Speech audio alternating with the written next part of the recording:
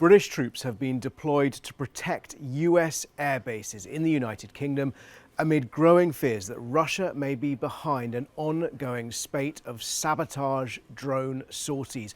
A number of drones, swarms of small drones we understand, have been detected near 3 US airbases, Mildenhall, Lakenheath and Feltwell, which are all three in East Anglia, used for different purposes. Now, these were first detected at least a week ago, last Wednesday. There was another incident on Friday, and there is an ongoing incident today, Tuesday. So at least 3 occasions over the last week when unidentified drones have interfered with operations at major US air bases on British soil.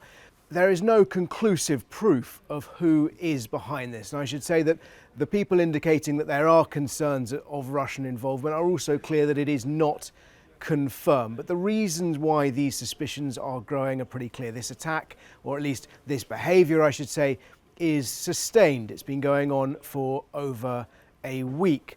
It is coordinated and it is in some levels complicated because it's happening over 3 bases, over different areas, and it's happening at the same time across 3 different locations. So there's a level of complexity which suggests certainly an element of sophistication, some sophistication by whoever is involved. And that's what has led to soldiers from the Royal Air Force Regiment, from their Force Protection Wing, deploying with the cutting-edge counter-drone technology, the best counter-drone technology available to British forces, which is a system known as Orcus. And Orcus is effectively a combination of a radar to detect the drones and radio frequency transmitters to try and either jam the signals from that drone's controller or to take over control of the drones themselves. And I understand there's 3 ways it can work. I say it can jam the signal. That might lead to the drone falling out of the sky.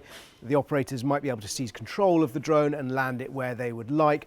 And sometimes when you interfere with a drone signal, when you interrupt it, drones are often pre-programmed to fly back to a home base or a safe location.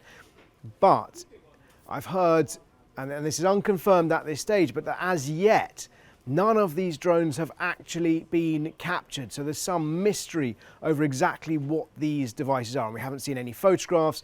The US military has described them as small, but we haven't heard any more than that. But clearly drones over airfields are a real hazard, and they interfere with the operations of those airfields because planes cannot take off or land safely if there's a risk of them colliding with another aircraft in the sky in their flight path over or near the runway. So this is an ongoing situation, clearly of concern to the US military, clearly of concern to the British military. That's why the British military has responded, and the timing of it is suspicious too. That first incident detected almost a week ago, that came just hours after the first US ATACMS long-range ground launch missiles were fired by Ukraine, from Ukraine, against targets inside Russia. And after that, we also saw the first instance of British Storm Shadow air-launched cruise missiles being fired by Ukraine, from Ukraine, at targets inside Russia. On that occasion, at targets in Kursk, what was believed to be a Russian base and a Russian bunker, reportedly holding North Korean forces and a North Korean general. Now, why is that important? Because those 2 incidents last week, the first use of ATACMS and the first use of Storm Shadow missiles from Ukraine, by Ukraine, against targets in Russia, caused fury in the Kremlin. We saw Vladimir Putin responding by signing a new nuclear doctrine into law, effectively lowering the threshold for a nuclear first strike, a clear act designed to try and intimidate Ukraine's Western backers. Obviously, this comes amid a febrile atmosphere of increased tension between Russia and the West, all linked to the ongoing conflict in Ukraine. As the West increases and continues its support for Ukraine, we've seen Russia responding with these sabotage-style attacks across Europe. These are the sorts of things that military people refer to as grey zone activity, strikes that are below the threshold of war, but nonetheless which affect, damage, hurt, harm the countries where they are conducted, and deliberately designed often to destabilise. There's no evidence to suggest that Russia was also behind the bomb scare at the American embassy last week, a bomb scare at Gatwick Airport, and indeed another bomb scare at a major London train station last week.